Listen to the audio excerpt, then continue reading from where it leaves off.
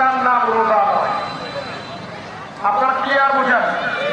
রোজাও রয়েছেন, পরের হক নষ্ট করেছেন, এটার নাম রোজা নয়। আপনি রোজাও রয়েছেন, গীবত করেছেন, এটার নাম রোজা নয়। রোজাকে গীবত থেকে, হিংসা থেকে, বিভিন্ন প্রকার ফায়সাদ থেকে রোজাকে অবশ্যই মুক্ত রাখতে হবে। একদিন বলে আল্লাহ বলছেন, তখন তুমি রোজা আপনারা মুত্তাকি হবে, পরহেজগার হবে, আল্লাহওয়ালা হবে। জোরে বলো সুবহানাল্লাহ।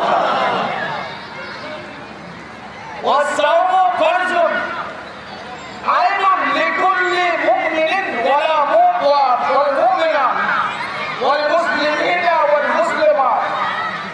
রোজা প্রত্যেকটা ঈমানদার নর নারীর উপরে ফরজ না, ফরজে আইন। ঈমানদার আকিলিন ওয়া বালিগিন, যে ঈমানদার আকলওয়ালা বালেগ, 12 বছরের বয়স হয়েছে, শুরু হয়েছে, বালেগ হয়েছে, ওই লোকটা যদি ঈমানদার হয় তার উপরে রোজা রাখা ফরজে আইন। আবার বলেন ফরজে আইন, আরো জোরে ফরজে আইন। ওয়া মুনকিরুহু কাফিরুন, যারা রোজাকে অস্বীকার করবে সে কাফের। হোকিয়ার ওয়া মুনকিরুহু কাফিরুন, আপনি আকীদা আগে বুঝেন, এরপরে রোজা রাখেন। রোজাকে যে ইনকার করবে, যে উপসে রোজা দিয়ে কি লাভ, এমন করলে আছে?